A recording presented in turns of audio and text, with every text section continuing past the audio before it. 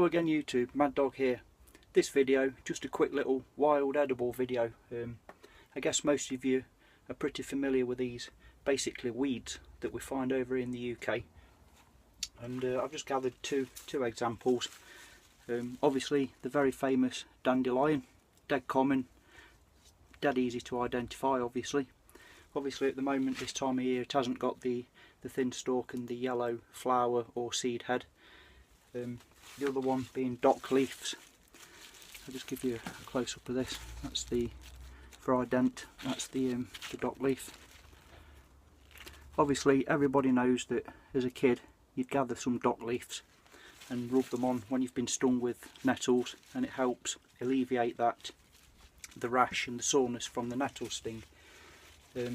That's the reason that happens. There is an anti-inflammatory chemical acid, I think it's called oxalic if I remember rightly, acid, which is in the dock leaf, which acts obviously medicinal. It acts whether it be bites, stings, or plant or animal, insect.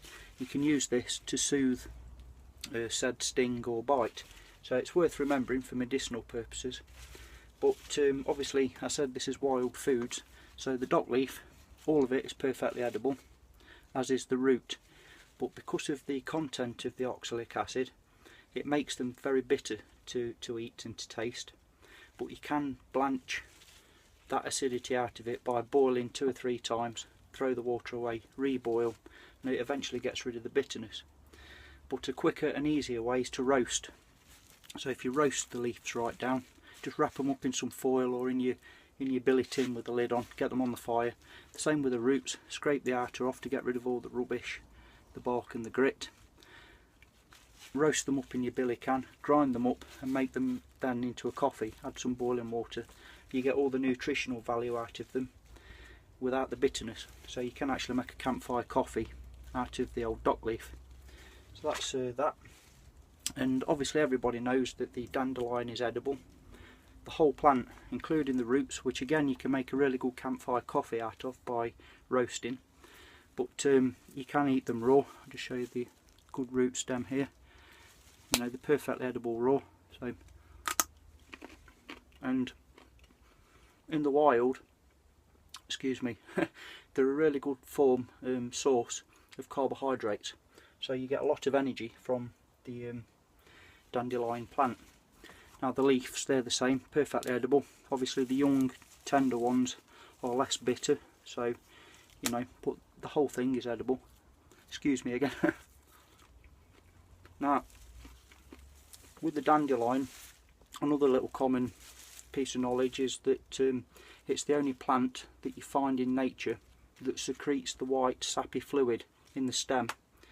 That's the only exception to the rule of if it secretes a white sappy fluid, it's not edible, don't eat it. This is the only exception that I know of to that rule. Another little snippet for you, I guess you all know this anyway, that the dandelion, the name dandelion is derived from the French of dent de lion, which is tooth of the lion, because of obviously the shape of the leaves. I guess years ago they thought they looked like the teeth of a lion, so dent de lion, tooth of the lion. That's where the name dandelion comes from. The whole plant is edible, the flower, the stem, the root and the leaves.